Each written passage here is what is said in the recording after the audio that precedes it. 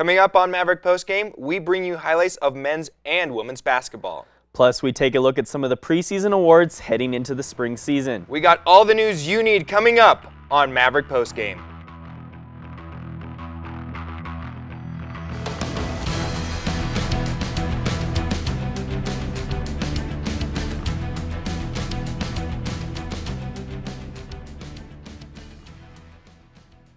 Welcome back, Mavs, for another semester of Maverick Postgame.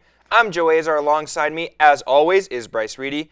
And unlike the Detroit Pistons committing highway robbery on the Clippers, we promise not to rob you of any of your time. However, just like Blake Griffin news, our biggest story concerns take us to the basketball court.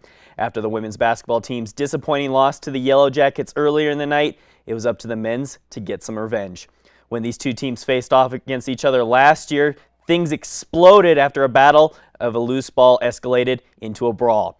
Things got chippy in this game as well, and the tension rose even higher as this game went into overtime.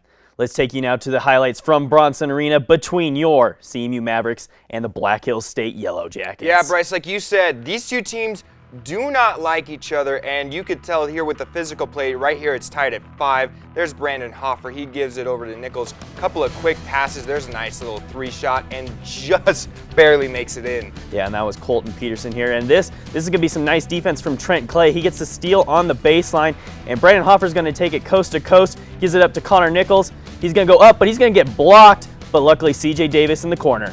Bang, bang. Mavericks are up 23-19. And this is good for the Mavericks heading into the second half.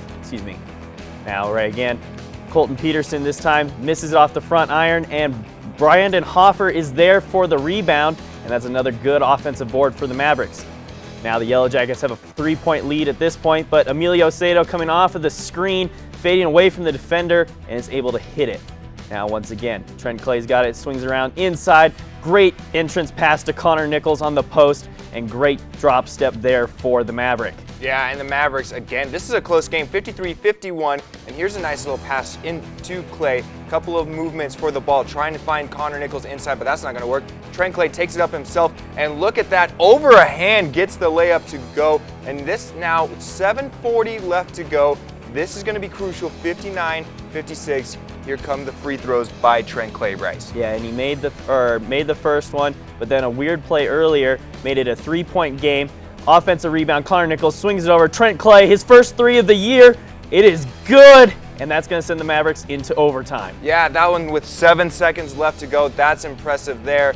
Then you got overtime action here, 61-59. Mavericks still trailing, but here's a nice little shot. Brandon Hoffer from the top. It's good there to give the Mavericks the lead. Now it's 65-64. It's Clay. It's Nichols. Nichols mid-range shot. Pretty darn good from there. Automatic, and he is quite happy about that shot. Here we go. 12 seconds left to go, Bryce. 67-68. The Mavericks need one final stop here as the Yellow Jackets try and steal this victory again. Here's a pass to the outside with 2 seconds left to go. Throws up a prayer. Not good enough. The Mavericks, with Trent Clay's 3-point shot, able to win this ball game as we take you now to the box score. Trent Clay's 3-point shot with 7 seconds left in the game gave the Mavericks just enough momentum to get the narrow 68-67 victory over the Yellow Jackets. Clay's 3-point shot capped off a season-high 11 points, but it was Connor Nichols who led the team in scoring with 23 points to go along his 11 boards. CMU only shot a 35% from the field, but forced 13 Yellow Jacket turnovers.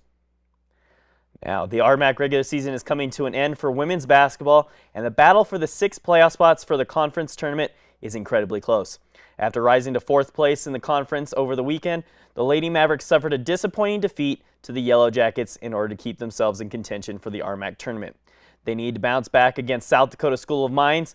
Back to Bronson we go for another set of highlights. This time it's between your Lady Mavericks and the Hard Rockers of South Dakota. Yeah, and one of the big people here that is important is Mata Epenisa here, but we're going to start things off First quarter here, there's Jalen Duran. Jalen Duran, if you give her any sort of space, Bryce, she's going to take that 3-shot, and most of the time, she'll make it. Oh yeah, and she's going to get a lot of those in this game. This time it's Erin Richley. She's going to try and drive baseline, finds Duran once again, and that one's nothing but net. And the Mavericks are killing it in the first quarter, up 11 right now. Yeah, and here we go again, top of the key. Now this is Duran, gives it to Richley. Richley, another sharpshooter as well. She can do just as good as Duran from that outside shot. Now we got Duran and inside to Mata and Panisa, and she was used a lot, Bryce. Yeah, and that was an and one opportunity there. The Mavericks up huge in that first quarter. Second quarter got a little bit close here, but the Mavericks, once again, is Jalen Duran from deep. Why you letting her get all that space up there, I don't know.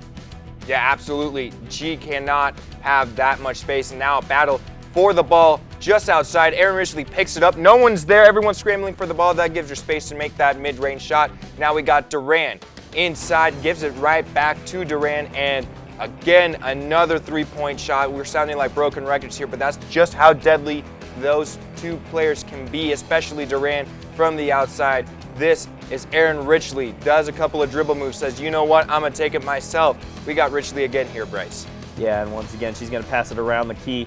And this is something the Mavericks like to do. They like that down screen below, but this time they're going to get another back screen, and Jalen Duran's going to come once again off for that open three-pointer. Again, happened all night long, and now here in the fourth quarter, the Mavericks up 16. Jalen Duran, hand in her face, doesn't matter. Doesn't matter, nothing but nylon here.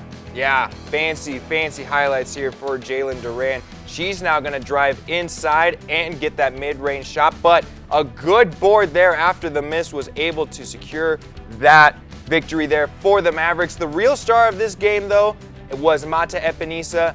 Bryce, take it away. Yeah, we're going to look here at the box score. The Lady Mavericks responded to their loss in a big way with a 75-60 win over the Hard Rockers. For the first time in her career, junior center Mata Epenisa recorded a double-double with 22 points and 10 boards. Sharpshooter Jalen Duran went 6 of 13 from behind the three-point line and finished the game with 20 points. With the win, CMU is now second in the RMAC standings, but are only one game ahead of fifth-place Regis. Mavericks head onto the road to take on Westminster on Saturday. Yeah, and after crashing back to earth in December, the men's basketball team wanted to regain the mojo they had earlier in the season when they went on a 5-game win streak. Since that streak ended, CMU has yet to once again put together consecutive wins. Again, we showed you that big win over Black Hill State, and now the Mavs look to rectify the fact that they haven't had that win streak against the Hard Rockers. One final time, we take you to Bronson Arena for the highlights. The Mavericks, again, trying to put together back-to-back wins, and it is an important game as well. They might be below 500, but Bryce, they still have a shot at the RMAC tournament. Yeah, most definitely. Now here you got Brandon Hoffer going on the inside. He is very crafty once he gets around the rim. And on this one, it's a fast break opportunity.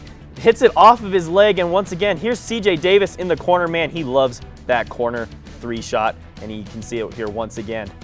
Now, they're going to swing it around the outside. Connor Nichols, you know what? If you're going to give him that much space, he's just going to take that shot anyways. And all of a sudden, the Mavericks are up 9. Yeah, Mavericks rolling early, but the game got closer here. Only 4-point lead for CMU. Here's Brandon Hoffer. He's going to try and do a little bit of some moves and dishes it to just his teammate on the inside, able to just use that reach to get the points there. And here we go, CJ Davis hands it over to Hoffer. Again, inside Emilio Acedo with a nice shot there, and he's able to convert. Yeah, now you got Brandon Hoffer. He's going to go inside to Damon Dubats. One dribble, opposite side of the rim, good. When you're that tall, you can use that length to get to that upper side of the rim. But now here, Connor Nichols, back up to Emilio Acedo. Boom, another reverse layup. And the Mavericks are starting to roll here with 3 minutes to go. Yeah, Mavericks really getting fancy. Here's a big turnover here. Brandon Hoffer gives it to inside to Connor Nichols, and Nichols able to convert here. And now they're starting to pull away. This is a battle for the ball, and Mavericks had to withstand a couple of late threes by the Hard Rockers, but they were able to get the victory as we take you now to the box score one last time. It was another close game, but it was another victory for CMU, who put together a win streak for the first time since November with a 77-71 win. Despite only converting one of their 9 3-point attempts, CMU still managed to shoot 54% from the field thanks to their domination in the paint. The Mavericks had 42 points inside the key compared to the Hard Rockers' 24. Now the Mavericks, with that win streak, look to extend it when they also face Western State and Westminster this upcoming week. Now, spring season is on the horizon, meaning baseball and softball will be returning to action soon. It could come as no surprise that both teams dominate the RMAC preseason awards. Kyle Leahy and Mackenzie Surface were named preseason pitchers of the year for the conference, and both teams also have the preseason players of the year as well, with Brooke Hodgson and Zach McLeod. As far as the national rankings go, both teams are ranked inside the top 10 nationally. Baseball was ranked number 4, and while softball was ranked 8. Yeah, both teams doing a lot of good work once again. And now we're going to close the show by giving out the award for Maverick of the Week. And this week we give it to someone who had a career night on Saturday. What a great time for them, Bryce. Yeah, with the stakes high, Mata Epinesa had her first career double-double to propel the Mavericks to the second team in the standings. After Friday's disappointing loss, the junior notched 22 points and 10 boards in the bounce-back victory. Epinesa showed her talents as a center on Saturday, which is why she is our Maverick of the Week. Well, that'll do it for this episode. As always, catch us next week for the latest news and scores in the world of CMU sports. With Bryce Reedy, I am Joe Azar. Have a great week, Mavericks.